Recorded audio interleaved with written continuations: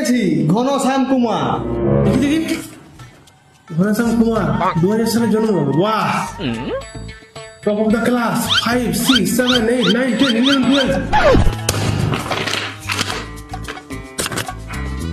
দাদা আমার এসএসসি তেও টপ অফ দ্য ক্লাস।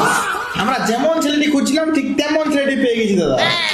আপনি যে উপকারটা করলেন মাস্টার মশাই, আপনাকে যে কি বলে ধন্যবাদ জানাবো। আসছি মাস্টার মশাই। মাস্টার মশাই, ভোটটা যেমন আমাদের দলে পড়ে, তোমার এই স্কুলটাকে প্রাসাদ করে দেবো।